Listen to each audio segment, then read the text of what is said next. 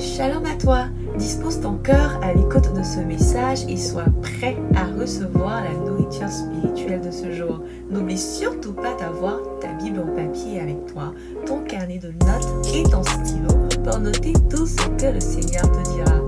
Bonne écoute à toi.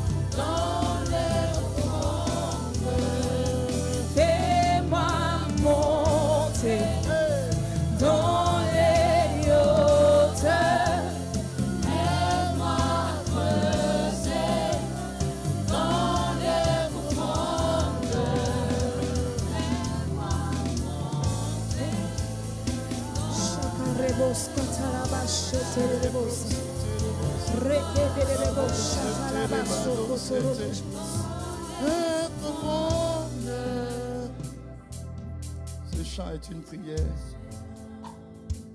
Il y a des chants lorsque on rentre dans la dimension du chant, qu'on entend les paroles, on ne peut pas rester tel qu'on est. Parce que cette parole, elle est très profonde. Et dit, aide-moi à monter. Parce que je sais que j'ai besoin de toi pour monter. Je veux dépasser le stade où je suis. Je veux dépasser le stade où les choses m'affectent. Je veux dépasser le stade où les circonstances, les événements m'influencent. Je veux monter dans le lieu où il y a ta paix, dans le lieu où il y a ta joie. Oui, les hauteurs, là où je peux voir les problèmes de cette vie tout petits. Je veux creuser dans les profondeurs de qui tu es. Parce que tout ce que je dois être, tout ce qui concerne ma vie est caché dans tes profondeurs.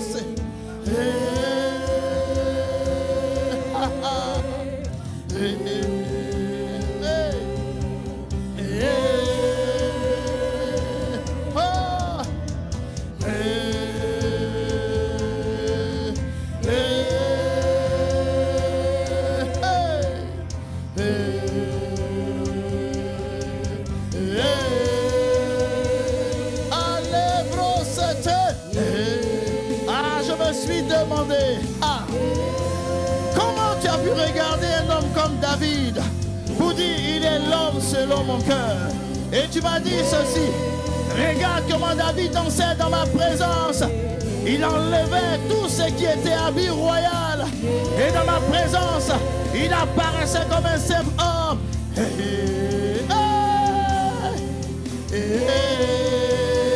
Il dit tous ceux qui sont fous dans ma présence, oui, ceux-là, ils ont mon cœur. Ceux qui, lorsque je suis présent, ils ne regardent ni à gauche, ni à droite. Et dans ma présence, ils me manquent que je suis tout pour eux. Ils manquent que sans moi, ils ne sont rien. Ils manquent que je suis le alpha et je suis le oméga.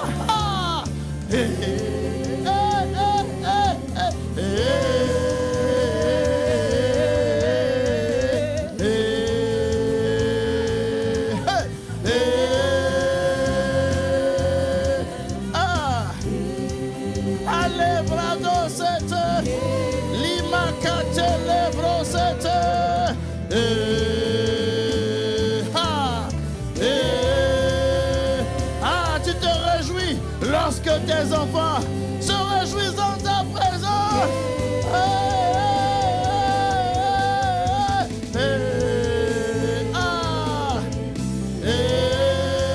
C'est le soupir d'une personne qui dit j'aime ta présence. Alebro sata, kente lebradesa, lebrado sete le kayebe sete.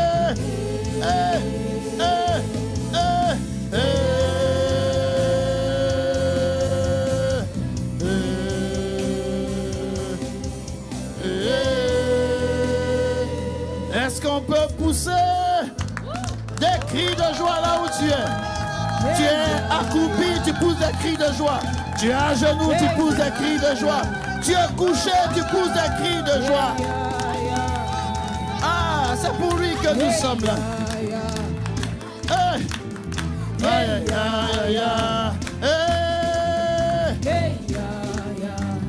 Les bras de cette, les macates, les bras de ça. Nous voulons t'acclamer, Jésus. Sans toi, nous ne sommes rien. Sans toi, nous ne pouvons rien. Sans toi, notre vie n'est rien du tout. Qu'est-ce que l'homme pour que tu daignes t'occuper de lui? Qu'est-ce que le Fils de l'homme dont le souffle comme une fumée qui paraît un temps et qui disparaît? Allez, brader ce télébosa.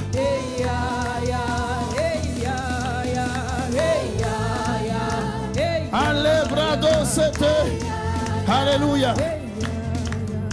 Tu vas dire à ton voisin, voisine, cette année, faut dire voisine, cette année, c'est la folie pour Jésus. Quand on vient à l'église, on est fou pour Jésus. Non, excuse-moi si tu es assis que je te bouscule un peu. Parce que celui pour qui on est là, c'est-à-dire, il nous connaît plus que nous-mêmes. Il connaît la folie de la vie de l'homme. Il connaît nos choses les plus secrètes. Mais malgré cela, il a donné sa vie pour nous. Ce qu'aucun homme ne pouvait faire, lui, il a fait. C'est pour cela, si je ne suis pas fou pour lui, de qui vais-je devenir fou? Si je ne suis pas fou de lui, mais de qui vais-je devenir fou? C'est pour cela, regarde ton voisin, faut lui dire, pour lui, je ferai des choses auxquelles personne n'aura pensé. Je me souviens, lorsque David dansait, il enlevait ses habits royaux, il a jeté ses habits royaux, il dansait, sa femme l'a regardé, elle dit mais il est méprisable cet homme, elle l'a méprisé, il dit je m'en fous, même si je dois faire encore plus que ça, parce que c'est lui qui a fait ce que je suis, c'est lui qui me donne le souffle de vie, c'est lui qui est devant moi, qui est derrière moi, c'est lui qui prend soin de moi, c'est lui qui veille sur moi. Si je peux être là, c'est à cause de lui. Alors comment ne pas être fou pour lui? Comment ne pas être fou pour lui? Comment ne pas être zinzin pour lui? Comment ne pas me déployer pour lui. Dans le monde, on s'est déployé dans les boîtes de nuit. Dans le monde, on est allé dans les concerts. On a sauté, on a crié. Dans le monde, on était fans des hommes. On était des fans des hommes. Mais maintenant, de lui, je suis le fan. Je suis fou de Jésus. Je suis fou de Jésus. Je suis fou de Jésus. Je suis fou de Jésus. Je suis fou de Jésus. Je suis fou de Jésus. Je suis fou de Jésus. Je suis fou de Jésus. Je suis fou de Jésus. Je suis fou de Jésus. Je suis fou de Jésus. Je suis fou de Jésus. Je suis fou de Jésus. Je suis fou de Alléluia. Jésus. Je suis Alléluia. fou de Jésus. Je suis fou de Jésus. Alléluia. Regarde deux personnes. Yeah, yeah, yeah. Tout le temps avec deux personnes, il faut le dire. Cette année, c'est cette année. Il faut dire cette année, c'est cette année. Il faut dire quand le ciel s'ouvre et que la pluie descend, ça mouille tous tes habits. Il faut dire ça mouille tous tes habits. Quand il y a la pluie, que tu sois roi ou que tu sois valet ou peu importe ce que tu es, tu vas être mouillé. Alléluia. Et quand tu es mouillé, tu es mouillé. Alléluia. Il faut dire à quelqu'un, quand tu es mouillé. Je ne sais pas si tu es mouillé aujourd'hui, mais je sens que la pluie est sur toi. Alléluia. Alors regarde ton voisin pour lui dire, nos cultes cette année, ce sont des cultes de folie. Alléluia. Des cultes où on va danser. Où tu vas sortir de tes rangées. Tu vas jeter ton habit, tu vas danser pour Jésus. Tu vas célébrer Jésus. Alléluia. Si tu n'es pas fou pour lui, il ne sera pas fou pour toi. Il y a une parole qui m'a surpris. Il dit, si tu témoignes de lui sans honte, il va témoigner devant les anges. Mais qui sont les anges? C'est ceux qui sont envoyés pour agir dans ta vie. Là, il a parlé de témoigner. Maintenant, si tu es fou pour lui, il va dire aux anges, allez faire des folies pour lui. Je pensais que je parlais à quelqu'un. Je pensais que je parlais à quelqu'un. Je pensais que je parlais à quelqu'un. Et je me souviens de l'histoire d'une sœur. Elle a invité son fiancé à l'église. Et ils ont mis une chanson. Et elle a commencé à danser. Avec la folie, elle a commencé à crier. Waouh! Elle sautait. Le fiancé l'a regardé. Elle se débat pour Jésus. Elle saute pour Jésus. Elle se roule à terre pour Jésus. Quand ils ont fini, il dit, lui pensait que son amour pour elle allait partir. Mais c'est étrange, mais c'est augmenté. Elle dit, même si ce n'était pas augmenté, celui pour qui est dansé, si lui n'était pas là, toi, tu n'allais pas venir. Si lui n'était pas là, toi, tu n'allais pas venir. Parce que c'est le seul qui peut donner sa vie pour moi. Donc, pour être pour lui, là, je vais faire tout ce que tu ne peux pas imaginer. Je pensais que je parlais à ton voisin. Alléluia. Bénis deux personnes. Et pendant que tu bénis deux personnes, je veux qu'on acclame le Seigneur pour les lévites d'honneur. Merci de nous avoir conduits dans cette telle atmosphère. Alléluia. Nous sommes bénis. Alléluia. Quelle joie. Ah là là là là là là là là. Notre Dieu est merveilleux. Alléluia. Alléluia. Alors je veux bénir le Seigneur pour la vie de tout un chacun. Quelle joie de nous retrouver encore aujourd'hui. Alléluia. Comme vous le savez déjà, à chaque début d'année, on prend le temps. Pendant les 2 premiers mois, souvent on va même vers le 3e mois, le premier message qui a été donné par notre Père spirituel, on revient là-dessus, on touche certains éléments sur lesquels on va maximiser, comprendre le pourquoi, le comment. Alléluia. Les promesses de Dieu, c'est la volonté de Dieu pour chacun de nous. Mais vous savez, vous pouvez lire la volonté de Dieu, mais sans savoir le comment activer cette volonté de Dieu, vous pouvez passer à côté de ce que Dieu a réservé pour chacun de nous. Et il y a une parole de la Bible qui est très formelle, qui dit que l'athlète n'est couronné que lorsqu'il combat selon les règles. Alléluia. Ça veut dire que pour avoir certaines couronnes, il y a des règles qu'il faut comprendre et qu'il faut respecter. Alléluia. Et ces règles-là se trouvent dans la parole de Dieu. La parole de Dieu est la parole que Dieu nous a révélée pour que notre vie sur la terre se fasse tranquillement dans la paix et dans la joie.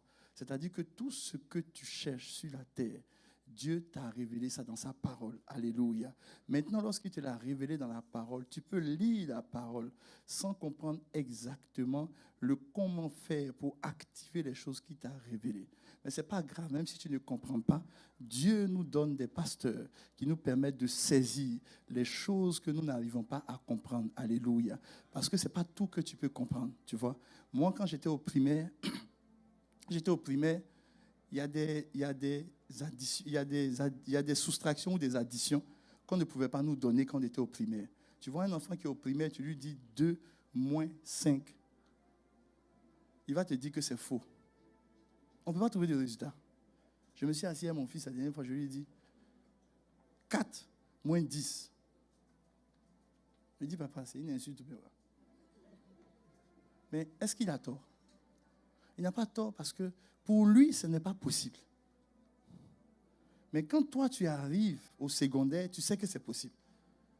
Parce que quand on te fait 4 moins 10, ça fait combien? Ah, ça donne quand même un résultat, mais qui est moins 6. Mais nous, quand on était au primaire, on ne comprenait pas ça. Donc, il y a certaines connaissances de Dieu.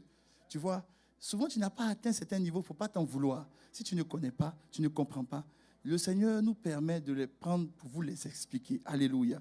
Nous sommes dans une saison de ciel ouvert. Ça veut dire quoi, le ciel ouvert? Quand le ciel est fermé sur la vie de quelqu'un, c'est la sécheresse. Ça veut dire que tout ce que la personne pouvait récolter de bien dans sa vie, elle ne le récolte pas.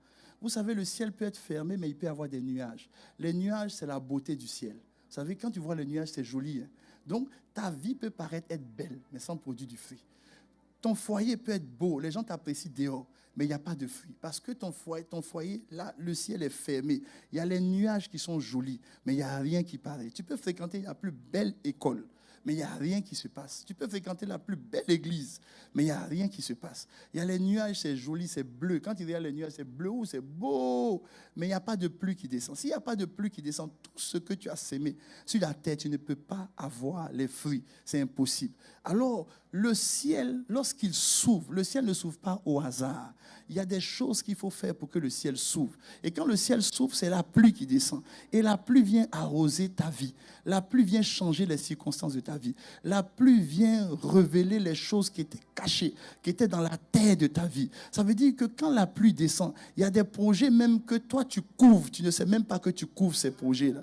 Il y a des choses extraordinaires en toi. Tu ne sais même pas que c'est en toi. Mais lorsque la pluie descend, ça commence à sortir de toi. Tu dis, waouh, je ne savais pas que j'avais ces rêves-là. Lorsque la pluie descend, il y a des choses cachées même dans les membres de ta famille qui sont révélées quand la pluie descend. Mais maintenant, la pluie et la pluie, c'est un mouvement spirituel. Et en début d'année, notre Père a pris le 1 Roi 18, à partir du verset 41, qui parle d'Akab, qui parle du roi Akab et puis d'Élie. Élie, il a parlé de monter, et je suis en train de te parler de monter. C'est quoi monter? Au verset 41, Élie dit à Akab, monte, mange et bois, car il se fait un bruit qui annonce la pluie. Ce passage-là, c'est un passage qui est très particulier. Il est énigmatique. Parce qu'il dit qu'il se fait un bruit qui annonce la pluie. Mais la pluie n'est pas encore venue. Personne n'a entendu le bruit si ce n'est lui seul. Personne n'a entendu le bruit. C'est lui seul qui a entendu le bruit. Mais il dit qu'il se fait un bruit qui annonce la pluie. Le même bruit-là, c'est employé dans le Nouveau Testament concernant quelque chose d'autre. Lorsque les disciples de Jésus se sont retrouvés dans la chambre haute pour que le Saint-Esprit descende, est-ce que tu sais qu'il y a aussi eu un bruit? Il y a eu un bruit. Et l'Esprit est descendu. Alors, ici, il dit, il y a un bruit qui annonce la pluie. Et il dit, va, mange, bois. Et puis maintenant, lui, Élie, il ne s'est pas assis pour dire, comme il y a le bruit, la pluie va venir. Tu vois, il aurait pu dire, il y a le bruit, la pluie va venir, donc je vais m'asseoir. Et puis on va attendre que la pluie vienne. Non. Qu'est-ce qu'il allait faire? Au verset 42-43, la Bible dit qu'il est allé prier. Il allait prier. Il allait prier. Les amis, tu pries tous les jours. Certains prient tous les jours. Tu pries tous les jours. Mais pourquoi la pluie ne descend pas? Parce qu'il y a un type de prière. Vous savez, il y a plusieurs types de prières dans la Bible. Il y a plusieurs types de prières en fonction de ce que tu attends de Dieu. Il y a plusieurs types de prières. Il faut que tu saches que si tu veux voir les ouvriers venir dans la moisson, il faut prier le maître de la moisson. C'est-à-dire que Dieu est un chef d'entreprise. Le maître, là, c'est un chef d'entreprise. Il faut le prier pour que des ouvriers viennent dans la moisson. Ça, c'est un type de prière. Alléluia. Si tu veux obtenir certaines choses de Dieu, tu prends Luc 11, tu prends Luc 13, où Jésus enseigne la prière. Jésus a parlé du Père dans la prière en Luc 11, et en Luc 13, il a parlé de l'ami. C'est-à-dire que la dimension d'amitié avec Dieu, c'est une dimension d'intercesseur. Abraham était l'ami de Dieu, c'était un intercesseur. Et Jésus a enseigné ce niveau-là. Je ne suis pas venu t'enseigner ce type de prière, mais je suis venu t'expliquer comment on fait pour déclencher la pluie. Comment tu vas faire pour déclencher la pluie sur ta vie? Parce que tu as besoin de pluie. Tu as besoin que la pluie fertilise, arrose ta vie pour que les choses changent autour de toi. Alors, ce que Élie a dit, il dit, j'entends un bruit qui annonce la pluie. Et Élie allait prier. Mais on ne nous a pas expliqué comment Élie a prié. Tu vois?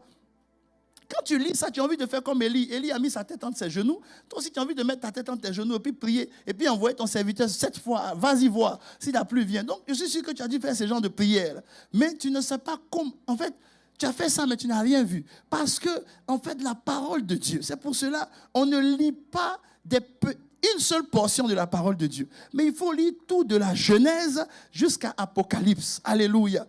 Il ne faut pas te limiter seulement à un seul environnement dans la parole de Dieu. Il faut lire tout.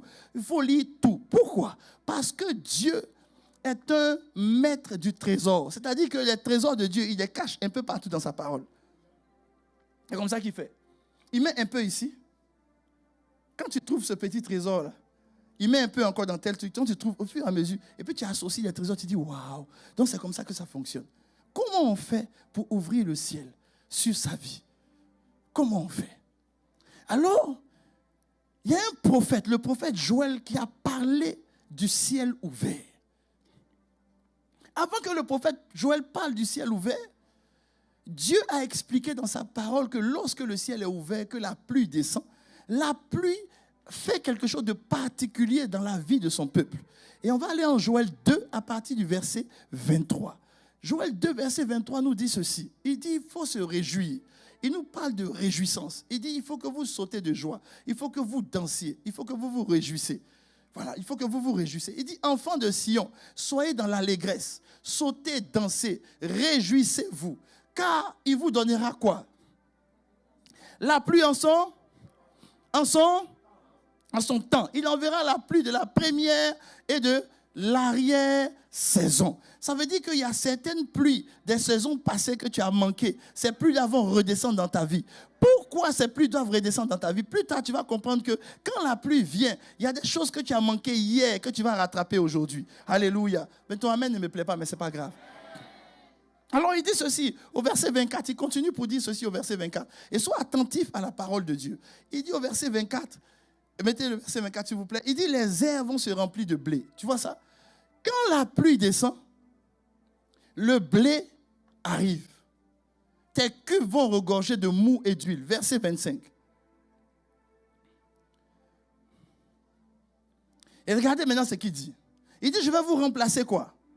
Les années qu'ont dévoré la sauterelle, le gélec, le asile, le gaza, ma grande armée que j'avais envoyée contre vous. C'est-à-dire que quand la pluie vient, même les années perdues, Dieu te donne de racheter les années perdues. Quand il y a la pluie. Donc tu vois, quand notre Père spirituel a annoncé une saison de ciel ouvert, de la pluie qui va descendre, j'ai compris que cette année-là, c'est cette année. Ton amen ne me plaît pas, mais ce n'est pas grave. Cette année, il faut dire à ton voisin, c'est cette année. Il faut lui dire, cette année, c'est cette année. La pluie va descendre dans ta vie. Alléluia, la pluie va descendre dans ta vie.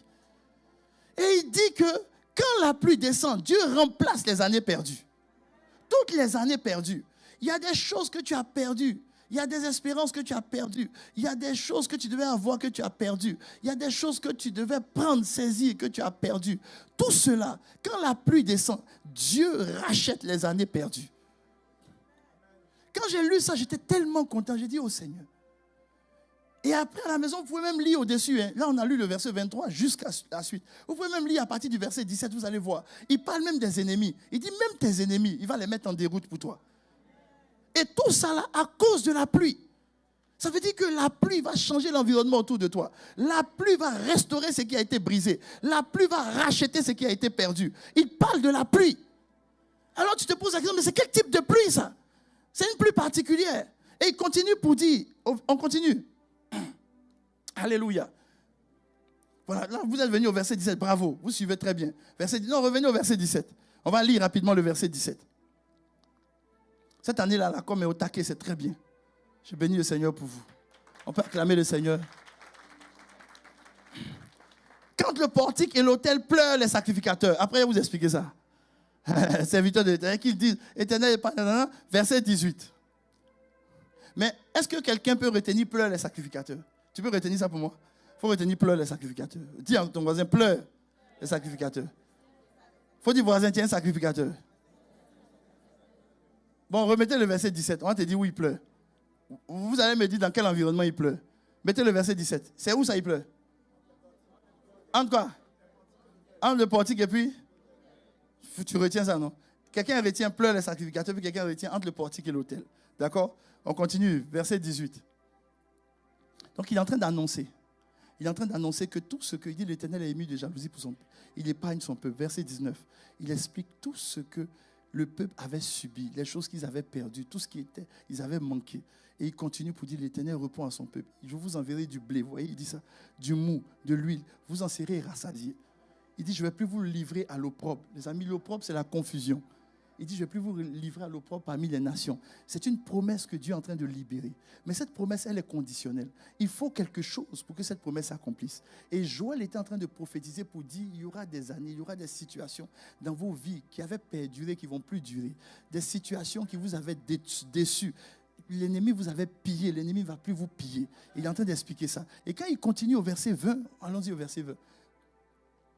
Le verset 20, c'est tellement profond. Il dit, j'éloignerai de vous l'ennemi du nord, je le chasserai vers une terre aride, déserte, son avant-garde dans la mer orientale, son arrière-garde dans la mer occidentale, et son infection, vous voyez, l'ennemi du nord, l'ennemi t'a attaqué du nord, il est derrière toi, il t'attaque, devant toi, il t'attaque. Tous ceux qui t'attaquent, qui ne veulent même pas que tu avances, il dit, lui, il va s'occuper d'eux. Il va s'occuper d'eux. Il dit même, il va répandre, sa puanteur va s'élever dans les airs. C'est-à-dire que les gens, même tes ennemis, là, les gens ne vont même plus les sentir, tes ennemis.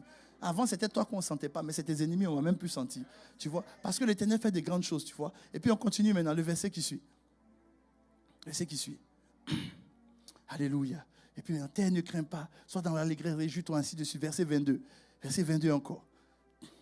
Vous allez voir comment les promesses de Dieu sont merveilleuses. Bêtes des champs, ne craignez pas, car les plaines du désert et verts diront tout ça. C'est extraordinaire. C'est extraordinaire. Car les arbres porteront leurs fruits, le figuier et la vigne auront leur richesse. Waouh, c'est extraordinaire. Maintenant, le verset 23. C'est le verset 23. Il dit, tout ça va se produire parce qu'il va donner quelque chose en son temps. C'est quoi? La pluie. Tout ça va se produire parce qu'il va donner la pluie. Maintenant, quand il finit de dire, il va donner la pluie, il va expliquer encore. Il a expliqué certaines choses qui vont se produire. Et puis à partir de la pluie, il va expliquer encore d'autres choses qui vont se produire. Qu'on a lu encore jusqu'au verset 25. Allons maintenant au verset 25. On était au verset 25, je crois. Allons au verset 25. Voilà, on a lu ça, je vous remplacerai. Allons maintenant au verset 26. Voilà. Est-ce que tu peux lire avec moi très fort? Vous mangerez et vous rassasierez. Vous célébrerez le nom de l'Éternel, votre Dieu. Qui aura fait pour vous? Qui aura fait pour vous? Qui aura fait pour vous? Bon, ok, arrête-toi là. Tout à l'heure, je t'ai dit de retenir quoi? Pleure les sacrificateurs, puis retenir quoi encore? Portique et puis truc. Maintenant, je vais te demander de retenir prodige. Il faut retenir prodige, d'accord? On dit, qui va faire pour vous des prodiges? Qui ça? Quand il y aura la pluie vient avec quoi? Des prodiges, d'accord? Donc tu retiens prodige et puis tu dis prodige d'en haut. Parce que la pluie vient d'en haut. Il faut dire prodige. Il faut dire prodige. Retiens ça. Alléluia. Il dit, mon peuple ne sera plus jamais dans quoi? Je pensais que ça, tu allais dire ça très fort. Non, je pensais que tu allais dire, je ne serai plus jamais Je ne serai plus jamais. Je ne serai plus jamais. Alléluia. Verset 27. Ah Seigneur, merci pour ta parole. Ta parole est extraordinaire. C'est bon de manger ta parole. Et vous saurez que je suis au milieu d'Israël, que je suis l'Éternel, votre Dieu, qui n'en a point d'autre. Et encore, il dit quelque chose d'autre. Il répète la même chose 2 fois. Est-ce que tu peux dire ça encore plus fort? Bon, il a dit ça combien de fois, confusion? Il a dit ça combien de fois?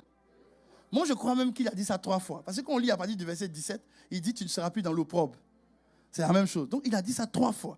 Plus de confusion, plus d'opprobre. Alléluia. Maintenant, le verset 28. Lis avec moi. Après cela, je ferai quoi?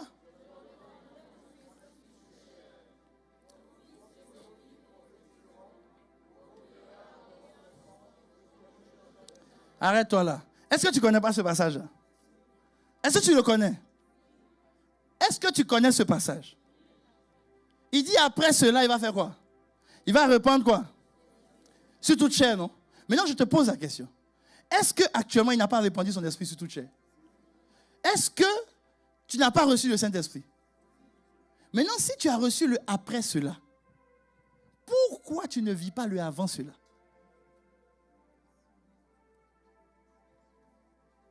Après cela, c'est que tu vas recevoir le Saint-Esprit. Tu vois? Ça, c'est l'après cela. Mais avant le après, là, il y a un avant. L'avant, là, c'est que ta vie sera couronnée. Il y aura des choses merveilleuses qui vont se passer.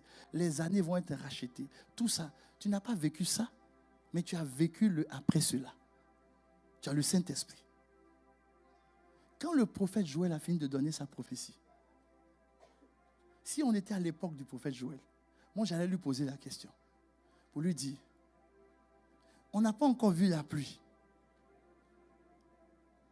Mais le après cela, là, ça veut dire qu'on doit d'abord recevoir la pluie avant de recevoir le Saint-Esprit. Le prophète Élie dit à Akab, j'entends un grand bruit. C'est la pluie qui arrive. Va te préparer. C'est ce qu'il dit à Akab. Quand je lis Joël 2, je me rends compte que Dieu dit après cela, ça veut dire qu'il y a quelque chose qu'on a manqué.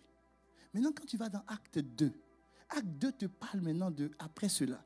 Acte 2 te dit dans les derniers temps, Acte 2, 16, dans les derniers temps, Dieu va répandre son esprit sur toute chair. Est-ce que ce n'est pas ce qu'on est en train de vivre aujourd'hui? Les amis, quand tu appelles les enfants de Dieu, tu leur dis, venez, on va prier en langue pendant 1 heure. On va prier en langue pendant 1 heure, ils sont là, on va prier en langue. Ça veut dire qu'on a reçu l'esprit.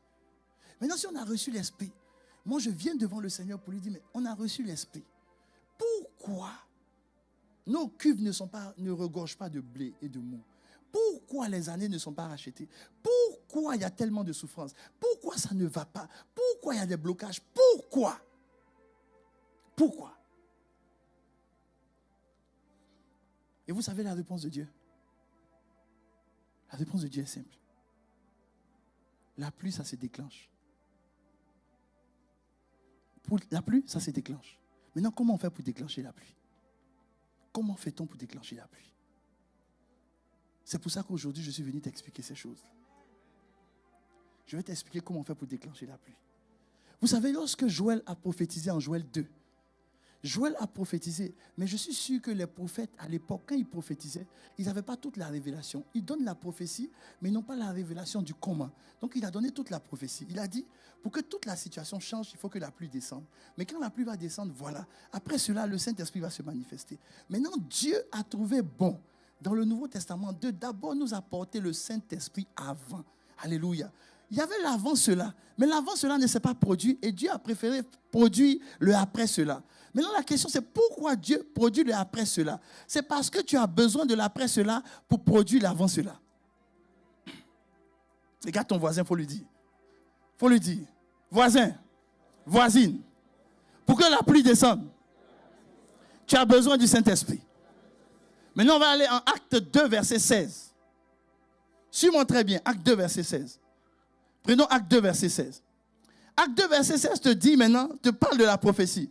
Il te dit, mais voici ici, ce qui a été dit par le prophète Joël. Et puis, il t'explique maintenant ce qui a été dit par le prophète Joël. Il dit, dans les derniers jours, dit Dieu, je répandrai de mon esprit sur toute chair. Vos fils et vos filles vont prophétiser. Vos jeunes gens auront des visions. Et vos vieillards auront des songes. Ça, c'est ce que le prophète Joël a dit, n'est-ce pas? N'est-ce pas? Est-ce que c'est oui ou non? Oui ou non? Oui ou non? Maintenant, je vais te poser une question. Mettez-moi le verset 19. Voilà, verset 18. Non, laisse le verset 18. Oui, sur mes serviteurs, mes servants, dans ces jours, je répandrai mon esprit et ils vont prophétiser. C'est pas ce que le prophète Joël a dit? Très bien. Verset 19. Lis le verset 19 très fort.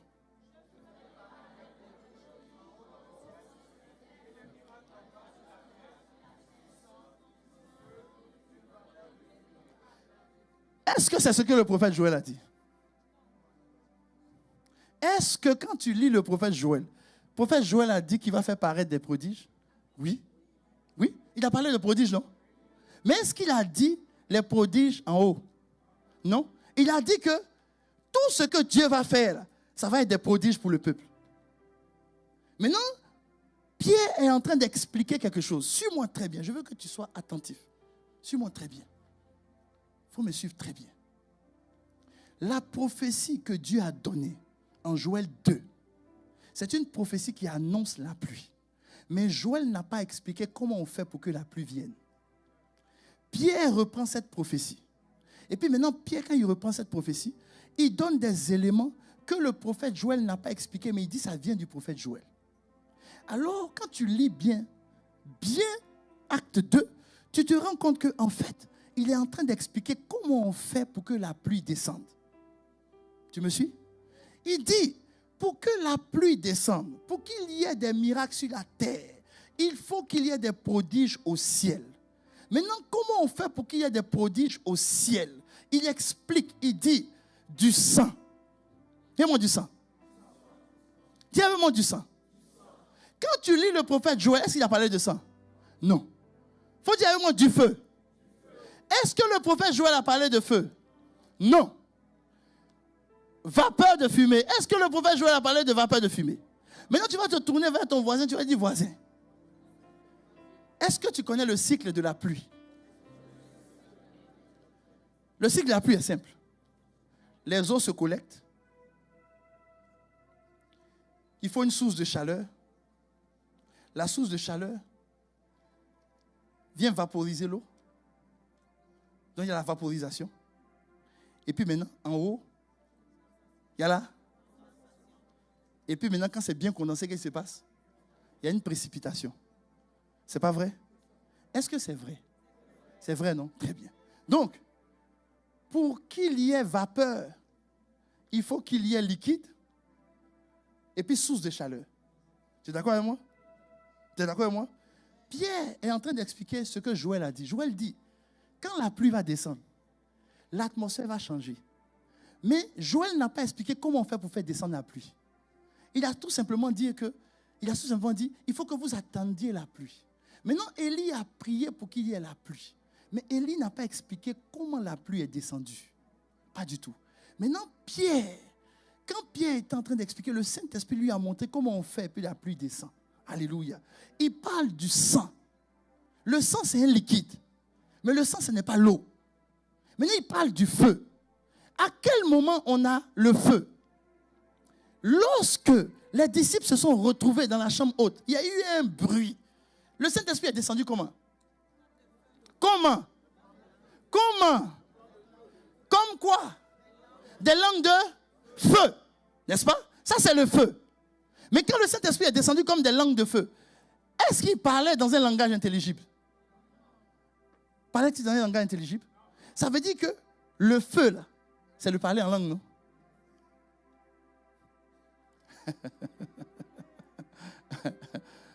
Le feu, c'est le parler en langue. Tu vois? Maintenant, pour qu'il y ait vapeur, il faut que le feu puisse brûler quelque chose qui est liquide. Ce qui est liquide ici, c'est le sang. C'est quoi le sang? Lorsqu'on a percé le côté de Jésus, il y a quoi qui est sorti? L'eau et puis, l'eau, c'est la parole. Le sang aussi, c'est la parole. Mais c'est une parole qui est personnalisée à toi. L'eau n'est pas personnalisée, mais le sang est personnalisé. Tu vois, on peut te donner l'eau à boire, mais quand tu vas boire l'eau, quand tu vas aller aux toilettes, l'eau ressort aux toilettes. Mais si on met le sang dans ton corps, ça ne ressort pas aux toilettes. Ça reste en toi. Ça veut dire que le sang, c'est une parole qui est fixée en toi. Lorsque cette parole est en toi, tu as besoin maintenant du feu. Le feu, c'est l'esprit, le parler en langue. C'est pour ça que Dieu, avant de te donner la pluie, il a préféré te donner le feu. Oh, tu n'as pas encore compris. Tu n'as pas encore compris. Je vais prendre le temps de t'expliquer. J'ai encore 10 minutes devant moi.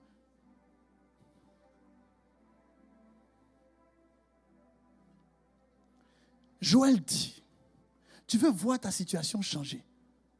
Il faut que la pluie descende. La pluie du ciel, ça se provoque. Pour provoquer la pluie du ciel, il y a des éléments qui doivent se mettre en marche. Et lorsque Élie a fait descendre la pluie, Élie a prié, il a prié, et puis la pluie est descendue.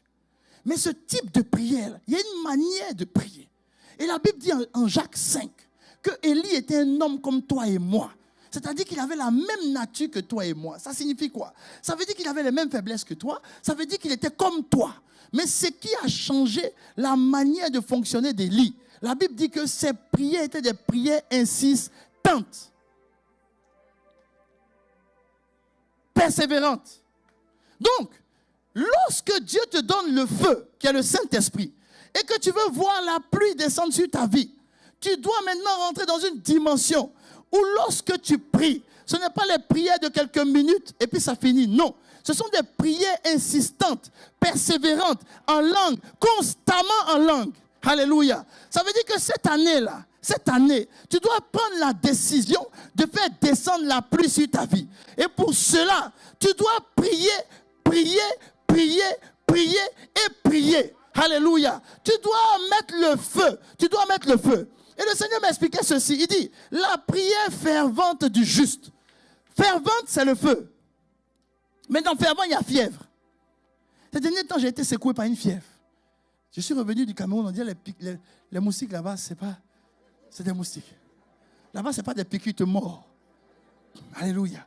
C'est puissant. J'ai revenu, ils m'ont donné un petit palu là. Donc les soirs, j'avais la fièvre.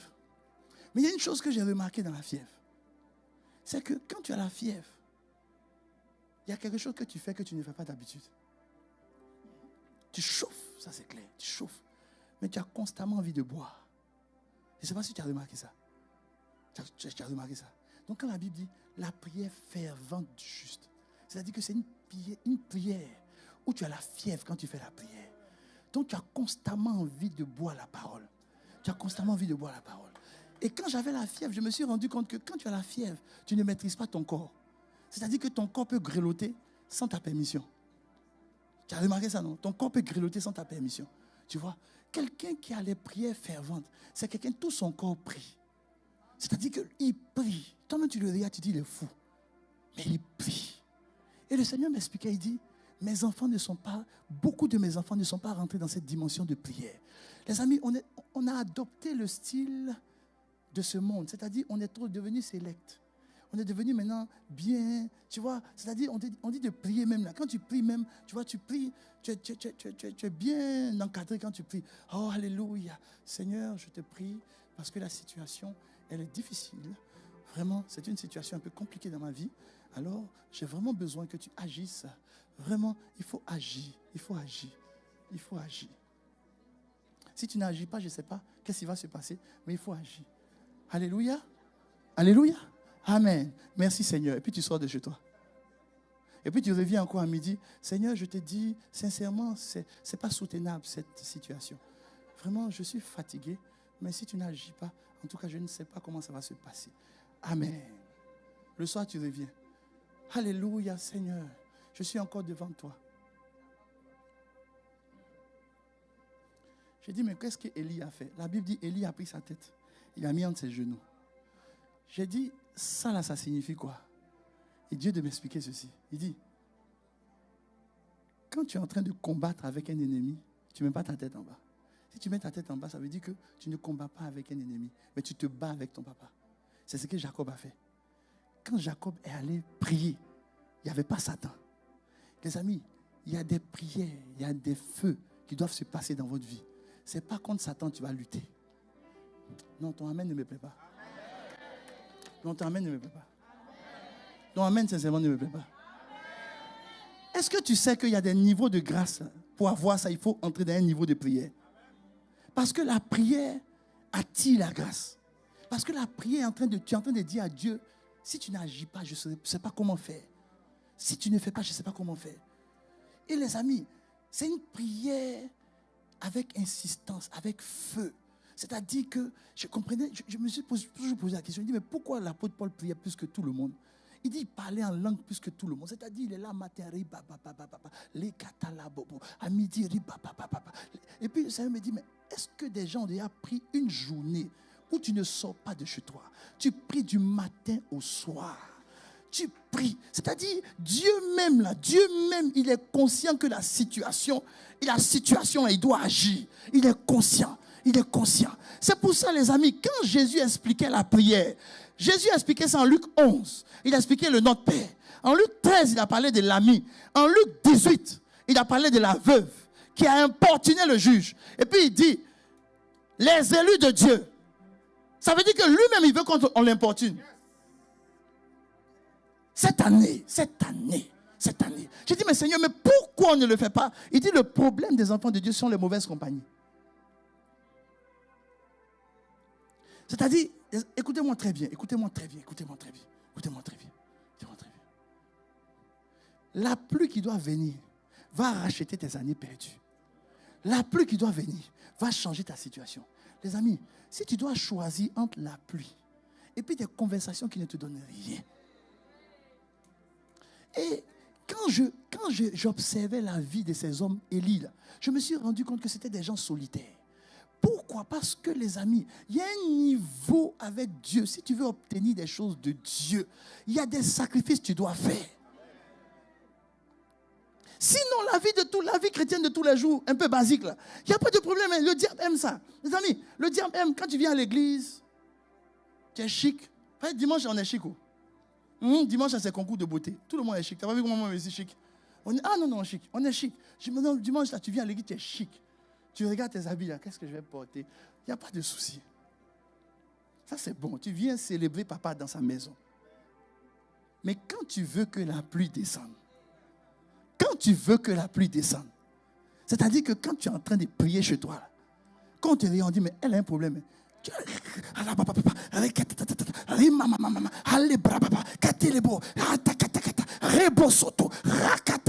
On dit, il y a quoi? Tu dis, je veux voir la pluie. Je veux voir la pluie. Je veux voir la situation changer dans ma vie. Je veux voir les choses changer dans ma vie. Je veux la pluie. Je suis fatigué de voir ce que je vois. C'est pour cela, quand j'ai compris ça, j'ai compris pourquoi Dieu, quand il a parlé à Joël, il a préféré d'abord envoyer son Saint-Esprit, qui est le feu. Parce qu'il pouvait envoyer la pluie. Mais s'il envoie la pluie, que la pluie s'arrête dans ta vie, tu ne sauras pas comment activer la pluie. Donc il a préféré t'envoyer l'élément qui te permet d'activer la pluie et puis t'explique comment on active la pluie. Ça fait que dans ta vie, tu ne manqueras jamais de pluie si tu sais comment on active la pluie. Et pour activer la pluie, les amis, ce n'est pas des petites prières. Ce n'est pas les prières, les amis. Je me suis rendu compte que plus tu es conscient de la grâce, plus tes prières, le niveau de tes prières change. Parce que la prière, c'est une déclaration de la grâce. Oui, quand tu pries, si vous rencontrez quelqu'un qui prie tout le temps, c'est quelqu'un qui est conscient qu'il a la grâce sur sa vie. Parce que la prière va te donner ce que toi-même tes capacités ne te donneront jamais. Tu vois, ça va te donner ça. Donc, tu es en prière. C'est-à-dire que quand tu pries, cette année, je t'en supplie, n'accuse personne. Ne te plains pas du pays où on est.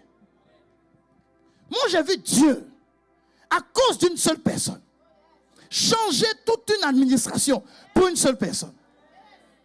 Les amis, le Dieu qu'on sait, ce n'est pas un Dieu qui est limité. Ce sont les hommes qui sont limités. Dieu n'est pas limité. J'ai vu Dieu changer le cours de l'histoire à cause d'un individu. Ce Dieu-là, on est avec lui. Si tu veux voir la grâce de Dieu, il faut que tu pleures, tu pries. Maintenant, je vous ai dit de retenir aussi quelque chose. C'était quoi? Les pleurs de qui? Où ça? Portique et puis hôtel. Vous savez ce que ça signifie quand ils viennent pleurer? C'est la prière. Joël a expliqué un petit bout. Et puis après, il a parlé de la pluie. Mais il n'a pas expliqué comment on fait pour activer la pluie. Mais le petit bout, là, c'est que les sacrificateurs ont compris que dans la prière, les amis, quand tu commences à pleurer dans la prière, vous savez ce que les pleurs, ça signifie? C'est ce que les pleurs, ça signifie? Quand quelqu'un rit, ça veut dire qu'il est content de quelque chose, non? Quand il pleure, ça veut dire quoi? Non, dites-moi sincèrement.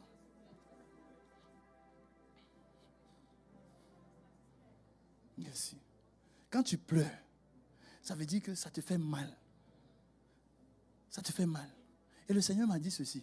Il m'a dit, tant que la situation qu'ils vivent ne leur fait pas mal, rien ne va changer. C'est-à-dire, les amis, si tu crois que la vie chrétienne, c'est ce qu'on est en train de vivre, tu n'as pas mal. Si tu penses que la vie chrétienne, c'est ça, tu n'as pas mal encore. La vie chrétienne, les amis, il y a des promesses que Dieu nous a données. Il n'a donné ça à personne d'autre. Il y a des promesses qu'il nous a données. La promesse, il dit, tu vas régner sur la terre. Est-ce que tu règnes au Canada? Pas encore. Pas encore. Donc, quand tu viens devant Dieu, tu dois pleurer. Tu dois pleurer. Touche ton voisin, il faut lui dire, cette année-là, cette année, rentre dans une dimension de pleurs. Il faut lui dire, rentre dans une dimension de pleurs. Et puis là, comme mettez-moi Hébreux 5, verset 7. Il faut lui dire, rentre dans une dimension de pleurs. Dis à ton voisin, pleure. Faut crier. Faut crier. Maintenant, il faut lire ce qui est marqué là. Lis. 1, 2, 3, il faut lire.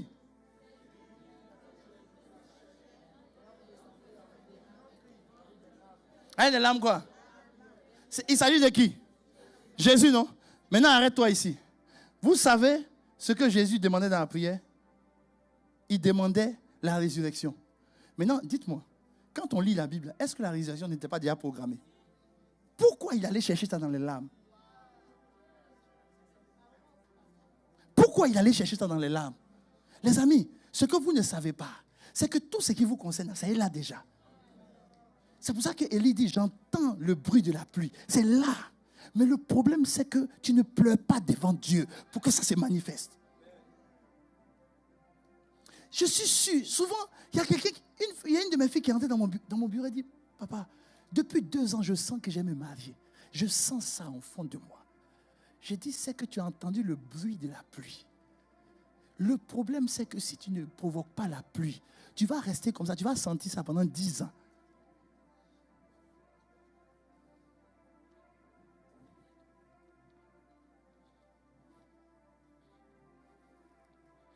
Tu as senti ça pendant 10 ans.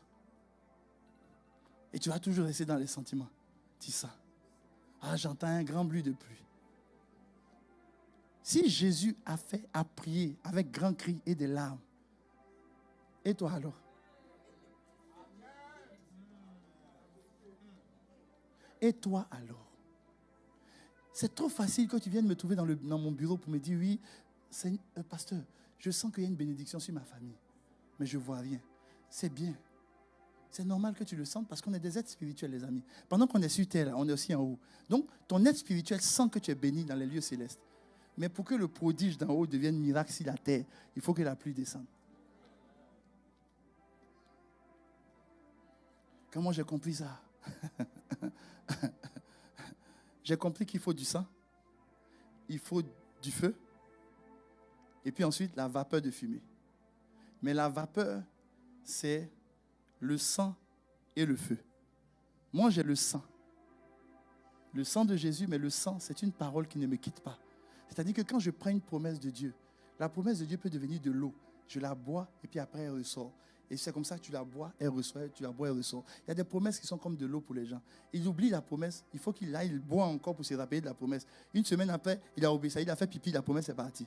Il revient un peu, il boit un peu encore. Il se souvient un peu de la promesse, ça reste dans son corps un peu une semaine. Après, il fait pipi, la promesse s'en va. Oui, ça c'est la promesse de l'eau.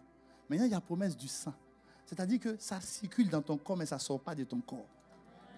Non, je pensais que j'ai parlé à quelqu'un. Ça circule. C'est-à-dire, tu dors, ça circule. Tu es couché, ça circule. Mais ça ne sort pas de ton corps. Il faut ça. Maintenant, après ça, il faut le feu. Il faut le feu. Le feu, c'est quoi? Le feu, c'est la langue. Les amis, parler en langue, c'est le feu. C'est le feu. C'est le feu. Regarde ce que la Bible dit. La Bible dit, ils étaient remplis de l'esprit et ils faisaient quoi? Et ils parlaient en langue. Et le Seigneur m'a dit, si 1 égale à 1, ou si A égale à B, ça veut dire que B égale à A. Si A égale à B, B égale à quoi? Il y a des gens qui n'ont pas fait mal. Mais si, c'est ça. Pourquoi tu doutes de ce que tu dis? Si A égale à B, c'est que B égale à A. C'est pas vrai, non? Si on dit qu'ils étaient remplis de l'esprit, ils parlaient en langue, ça veut dire que plus tu parles en langue, tu es quoi? Rempli de l'esprit. C'est pas ce que ça signifie? C'est tout. Ça veut dire que si tu veux voir quelqu'un qui est rempli de l'esprit, c'est quelqu'un qui est constant. Il est constamment en train de parler en langue. Donc, moi, j'ai suivi un truc. C'est que, un jour, notre père spirituel a parlé de ça. Moi, j'ai mis ça en application. J'ai enregistré mon parler en langue pendant 1 heure. Quand je vais magasiner, je mets mes écouteurs. Pendant que je suis dans les magasins, je cherche mes habits, j'entends ribabababa, katelebradosa, rakata là-bas. Oui, parce que je suis toujours en esprit. Je suis en esprit. C'est pour cela. Écoute-moi bien, écoute-moi bien, écoute-moi bien, écoute-moi bien. Si tu veux voir des choses que tu n'as jamais vues, il faut faire des choses que tu n'as jamais fait. Si tu veux voir des choses que... Les amis, la chose la plus facile à faire, c'est les plaintes, les murmures et les... Ça, c'est la chose la plus facile. L'être humain, naturellement, la chair aime se plaindre. La chose la plus facile à faire, c'est ça. Mais la chose que la chair n'aime pas, c'est la prière. La chair n'aime pas la prière. Ne compte pas sur ta chair pour aimer la prière. Non, il faut brutaliser ta chair. Ah, je pensais que je parlais à quelqu'un.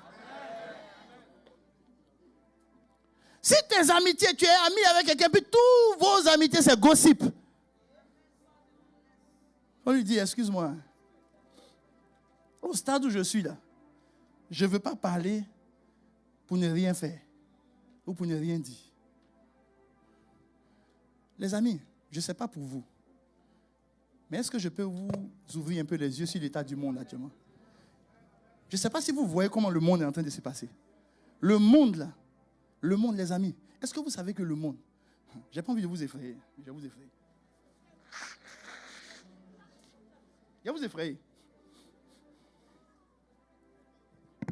Je vais t'effrayer aujourd'hui.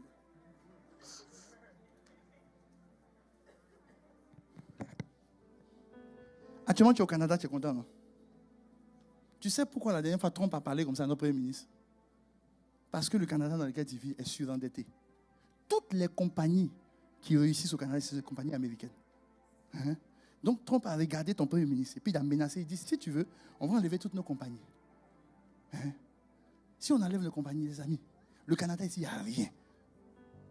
Il n'y a rien. Ça va être récession économique. Ça va être douleur, souffrance. S'il n'y avait pas les étrangers au Canada. Donc quand tu regardes l'état du monde, là, arrête de t'asseoir parce que tu arrives à payer ton lait, ton pain, tes enfants mangent aujourd'hui. Tu penses que la vie s'arrête là. Arrête. Lève-toi dans la prière. Lève-toi dans la prière. Si on touche le premier chef d'une nation, ça veut dire que la nation, là, elle est fléquée.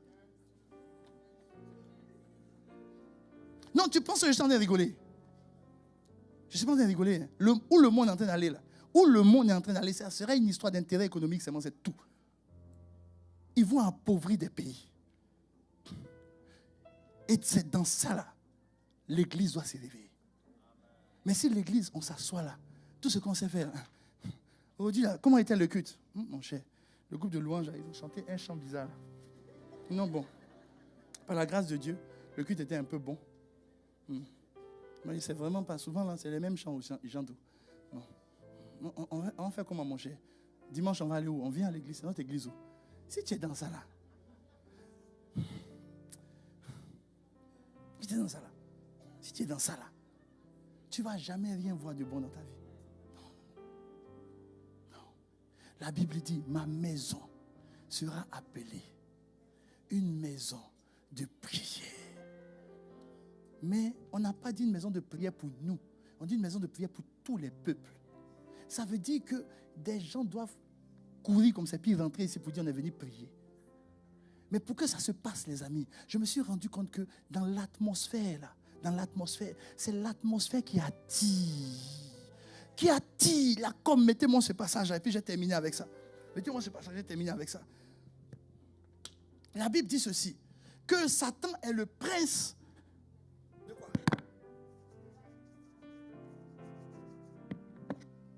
Tu as lu ce passage-là derrière, non? On n'a jamais dit que Satan est le prince puissant de l'air.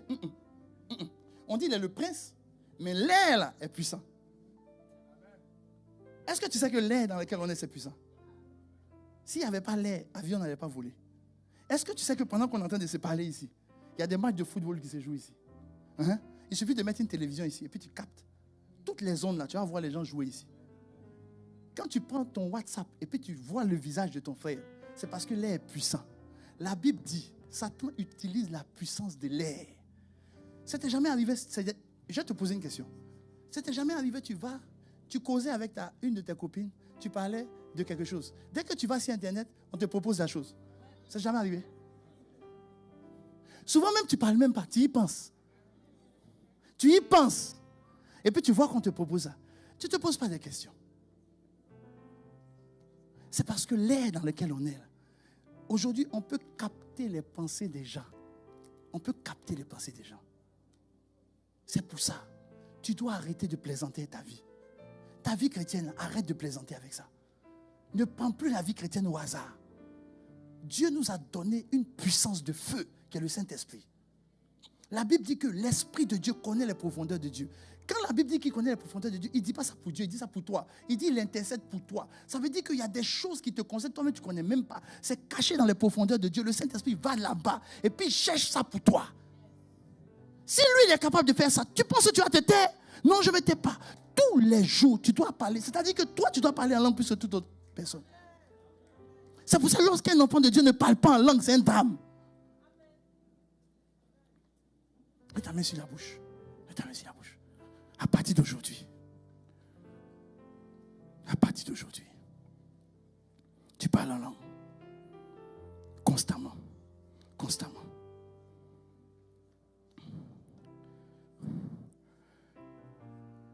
Ce dans quoi ce monde et le Canada va entrer, seuls les enfants de Dieu qui servent Dieu, qui aiment Dieu, qui sont dans cette dimension-là, eux, ils ne vont pas souffrir.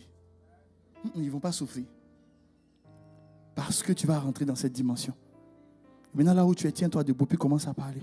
Voilà. Commence à prier. À partir d'aujourd'hui, le feu est sur ta langue. Tu as le sang, qui est la parole de Dieu qui circule en toi. Et tu as le feu. Plus tu augmentes le feu, plus la vapeur de fumée augmente.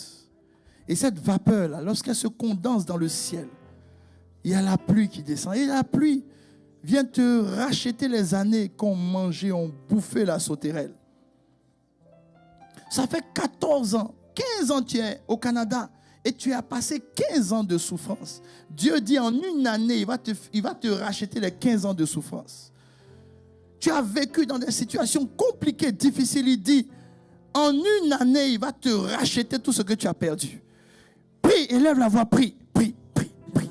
Prie avec ferveur. Prie avec ferveur. Ne t'occupe pas de ton voisin. Ne t'occupe pas de ton voisin. La Bible dit que Élie était un homme de la même nature que toi et moi. Mais il pria avec instance, insistance, persévérance, détermination, avec ferveur pour qu'il pleuve. Et la pluie est descendue. Mais l'insistance ici, c'est le feu, la ferveur. Ça veut dire que comme il n'avait pas l'esprit, le Saint-Esprit, l'esprit, la langue, il a activé le feu du ciel. Et le feu est venu. Et le feu s'est manifesté par la prière. Par la prière. Ah, le nuage était comme une main par la prière. C'est pour cela là où tu es, tu vas prier. L'avenir du Canada dépend de toi. L'avenir du Canada dépend de nous et de nos enfants. L'avenir du Canada dépend de nous. Si on ne prie pas et que la pluie ne descend pas au Canada, les années qui vont suivre seront des années de grande récession, des années de grande douleur, les années où des hommes et des femmes vont perdre leur maison, des années où des hommes et des femmes vont perdre leur entreprise, des années de chômage, des années de douleur. Mais Dieu a confié à l'Église la responsabilité de faire descendre la pluie qui va faire que dans cette nation, il y aura du blé, il y aura, oui, l'abondance par l'Église. Alors,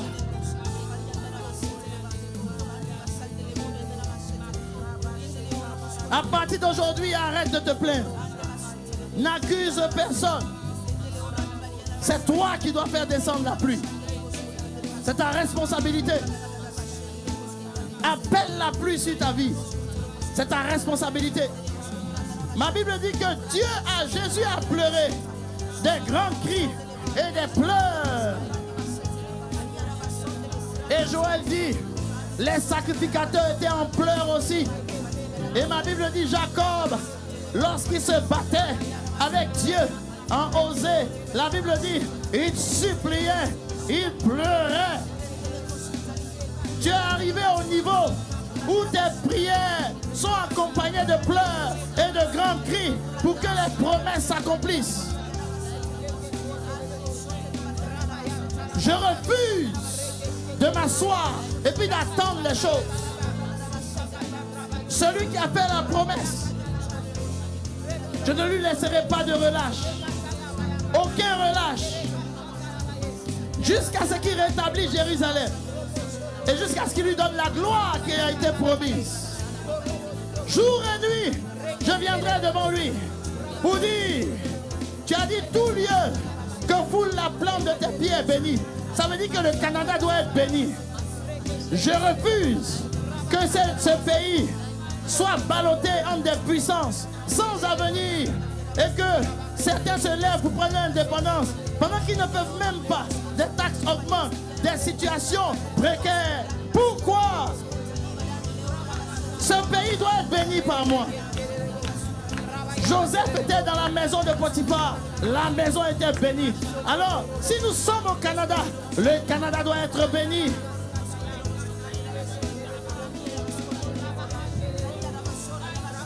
Ce qui appelle la bénédiction des États-Unis, ce sont les églises.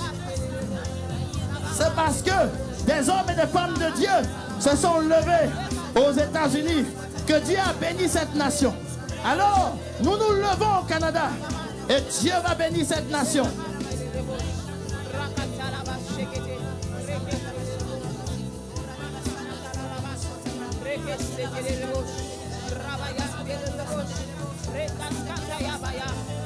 Alléluia. Alléluia. Ah, bien-aimé, tu n'as pas le choix. Si Jésus a pleuré, si Jésus a crié, si Jacob a crié, si Jacob s'est battu avec Dieu pour que la promesse s'accomplisse, tu n'as pas le choix. À partir d'aujourd'hui, tu n'as pas le choix. Bats-toi. Ah, tu n'es pas en train de te battre contre les démons pour chasser, pour lier. Non, tu n'es pas en train de faire ça. Tu es simplement en train de dire, tu as dit que cela s'accomplisse. Tu as dit que cela s'accomplisse. Tu as dit que cela s'accomplisse. Tu as dit que ce n'est ni par la force, ni par notre sagesse et notre intelligence, mais c'est par ton esprit. C'est par ton esprit. Distingue ton peuple par ton esprit. Distingue-nous par ton esprit. Tu as dit tout lieu que foule la plante de tes pieds, et c'est un lieu qui est béni. Je te le donne. Je te le donne. Tu nous as donné le Canada. Alors nous refusons que ce Canada soit livré à l'ennemi. Nous refusons que cette domination joue avec le Canada. Je refuse. Oui, je refuse. C'est pour cela, bien-aimé, tu vas encore prier, tu vas dire, à partir d'aujourd'hui, les promesses qui sont sur ma vie, les promesses qui sont sur ma vie doivent s'accomplir. Et tu vas commencer à soupirer par l'esprit. Tu vas soupirer par l'esprit. Tu vas soupirer par l'esprit. Tu vas soupirer par l'esprit. Ah, plusieurs parmi vous vont avoir des transes, vont bouger, le corps va bouger. Ah, ne t'occupe de personne. Ne t'occupe de personne. Ne t'occupe de personne. Ne t'occupe de personne. C'est la ferveur de l'esprit. C'est la ferveur de l'esprit. C'est la ferveur de l'esprit. C'est la ferveur de l'esprit. C'est la ferveur de l'esprit. Ah, tu n'as pas assez prié pour ton foyer. Tu n'as pas assez prié pour tes enfants. Tu t'es beaucoup plaint. Tu as beaucoup crié. Tu as beaucoup expliqué aux hommes. Mais tu n'as pas expliqué à Dieu. Tu n'es pas venu réclamer la bénédiction. Tu n'es pas venu dire à Dieu, oui, je veux voir cette bénédiction. Maintenant, tu n'as affaire à personne d'autre qu'à ton papa. Allez, brados, rebosa telebosa, les catelebradesa, rebosoto, malebradesa, les côtés, rebosate, lima catelebrosa, reboso yaba, les bradese, allez, brosoto, maquetelebradesa, requete, les bradesa. Je veux voir ce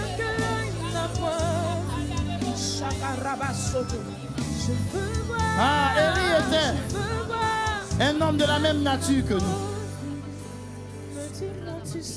Un homme de la même nature que nous. Mais cet homme a réussi à fermer le ciel et a réussi à ouvrir le ciel à cause de ses prières devant Dieu. Il insistait, il n'abandonnait pas.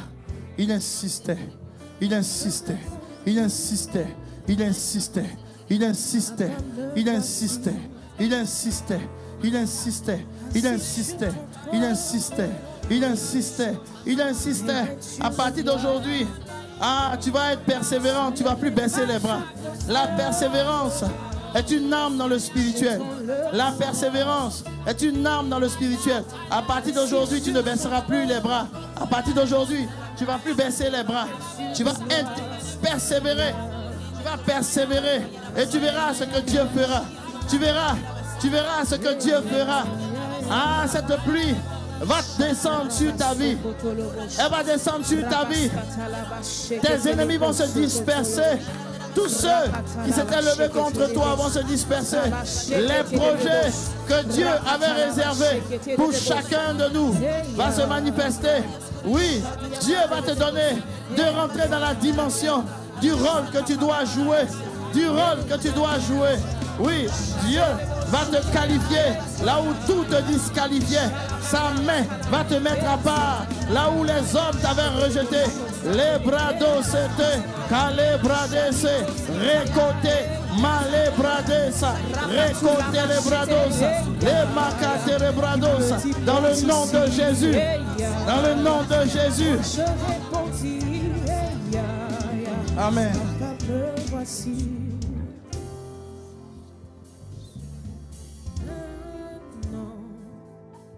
Le ciel est ouvert.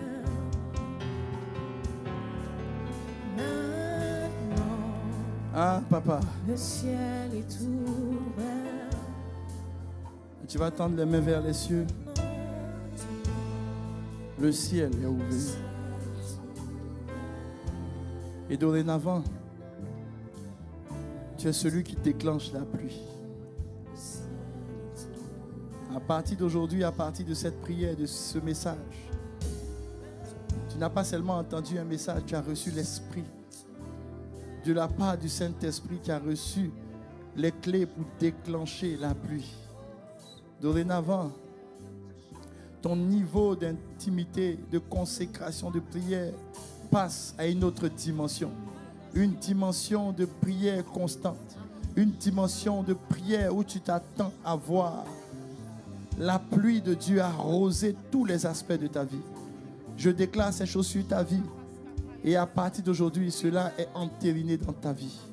Tu as une force surnaturelle qui te saisit pour prier, pour prier, pour prier, pour prier, pour prier, pour persévérer dans la prière, pour ne plus baisser les bras dans la prière. Que tous ceux que l'ennemi avait envoyés dans ta vie pour te détourner de cette dimension de prière, que ces personnes s'éloignent de toi. Que Dieu te donne la force, oui, de choisir, oui, tes compagnies, de choisir les personnes avec qui tu vas avancer, de choisir ce que tu fréquentes, afin que le feu de l'Esprit ne s'éteigne point et que le feu puisse encore s'augmenter. La grâce de Dieu est sur toi et cette grâce, tu es en train de l'accroître dans la prière, dans cette dimension de prière. Papa, merci pour ce message que tu nous as donné. Et merci pour cette atmosphère que tu as créée. Merci pour chacun de tes enfants à qui tu as parlé. Cette parole n'est pas tombée à terre. Elle est tombée dans nos cœurs. Et papa, nous allons courir avec cette parole.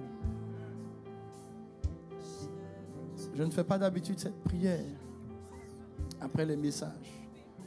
Mais je veux faire cette prière. Je veux sceller cette parole dans ton cœur.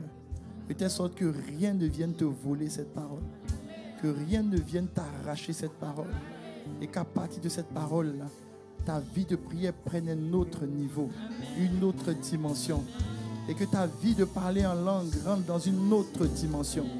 Une autre dimension. Tu vas constamment parler en langue. Constamment parler en langue. Tu vas venir constamment devant le trône de grâce avec assurance. avec assurance, parce que nous venons constamment devant ce trône. Oui, pour réclamer la grâce et la miséricorde, pour que les promesses sur ta vie s'accomplissent. Et ces promesses vont s'accomplir. Celles qui sont sur tes enfants vont s'accomplir. Oui, elles vont s'accomplir. Dieu fera de toi une lumière qui va briller dans les ténèbres de ce monde. Je le déclare dans le nom de Jésus. Et avec moi, au nom de Jésus, tu peux acclamer Jésus. Et mes mains, papa, me voici. Nous voulons acclamer Jésus. Reçois notre acclamation. Reçois notre acclamation. Reçois notre acclamation. Alléluia. Gloire à Jésus. Merci d'avoir écouté cette prédication. Si ce message t'a fait du bien, n'hésite pas à liker, commenter et à partager cette vidéo à tes proches. Abonne-toi à notre chaîne YouTube pour ne rien manquer des prochaines publications. Que Dieu te bénisse.